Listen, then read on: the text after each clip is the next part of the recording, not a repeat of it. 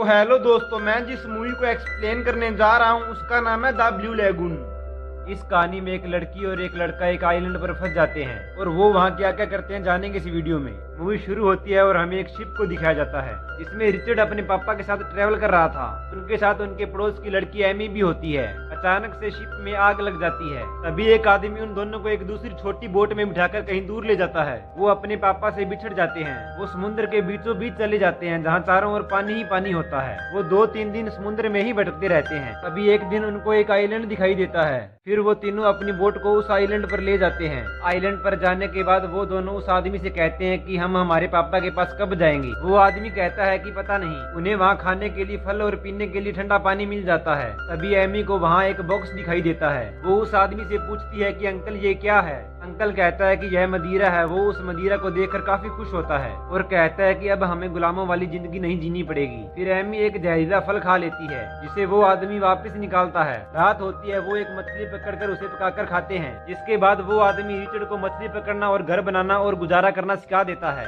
वहीं दूसरी ओर एमी भी तैरना सीख गई थी और वो दोनों मछली पकड़ने में मास्टरमाइंड हो जाते हैं। एक दिन वो आदमी रात को शराब पी लेता है और उन्हें नाटक करके दिखाता है जिसे देखकर वो दोनों काफी खुश होते हैं। शराब ज्यादा पीने की वजह से वो आदमी आइलैंड के दूसरी तरफ चला जाता है। सुबह जब रिचर्ड उठता है तो वो आइलैंड की दूसरी तरफ जाकर देखता है जहाँ वो आदमी मर चुका होता है। फिर रिचर्ड और एमी वहाँ से जाने लगते हैं और उन्हें एक शार्क दिखाई देती है। वो जल्दी से उस आइलैंड पर आ जाते हैं। अब उन दोनों ने एक अच्छा घर बना लिया था और वो दोनों काफी बड़े भी हो चुके थे। रिचर्ड बोट में से मोती निकालता है और उसे एमी को दे देता है। एमी मोती को देखकर बहुत ज्यादा खुश हो जाती है।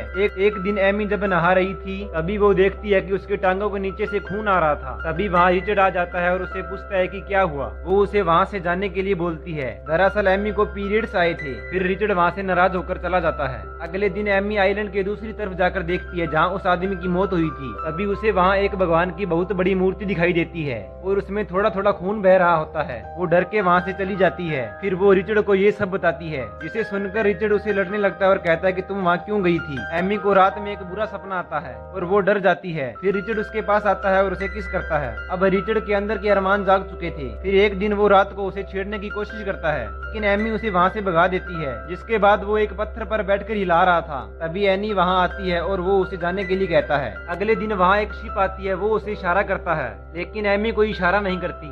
के बाद रिचर्ड कहता है कि मैं अकेला ही जाऊंगा। वो अपनी बोट लेकर जाता है लेकिन बोट टूट जाती है। फिर रिचर्ड एमी को अपने घर से निकाल देता है। एमी अब दूसरी साइड अकेली रहने लगी थी। एक दिन उसके पैर को मछली की हड्डी लग जाती है और वो बीमार हो जाती है। रिचर्ड उसे उठाकर भगवान की मूर्ति के पास ले जाता है जहाँ पर जाकर वो कुछ ही देर में ठीक हो जाती है। इसके बाद वो पहली बार वहाँ इंटीमेट होते हैं। फिर वो हर रोज इंटीमेट होने लगते हैं। उन्हें काफी मजा आ रहा था। एक दिन एमी कहती है कि मेरा पेट अपने आप ही हिल रहा है, यानी वो प्रेग्नेंट थी। कुछ दिन बाद उसे एक लड़का होता है और वो उसे अपनी तरह ही सब कुछ सिखा देते हैं। जिसके बाद वो एक दिन एक दूसरे आइलैंड पर जाते हैं। फिर रिचर्ड अंदर चला जाता है और वो दोनों बोट में बैठ जाते हैं। फिर बोट की रस्सी टूट जाती है और बोट समुद्र में जाने लगती है लेकिन रिचर्ड उन्हें पकड़ लेता है। अब वो समुद्र के बीच खो गए थे और उनके पास खाने पीने के लिए कुछ भी नहीं था। वो आखिर में तंग आकर जहरीले फल खा लेते हैं। फिर वो सो जाते हैं। अगले दिन उनके पापा उन्हें ढूंढते हुए आते हैं। इस समुद्र के बीच एक बोट दिखाई देती है। जब वो बोट के पास जाकर देखते हैं तो वो तीनों मर चुके थे। और इसी तरह यह मूवी यहीं पर ही एंड हो जाती है। अगर आपको ये मूवी अच्छी लगी हो तो वीडियो को लाइक करें और हमारे चैनल को सब्सक्राइब कीजिए और मिलते हैं किसी नेक्स्ट वीडियो में।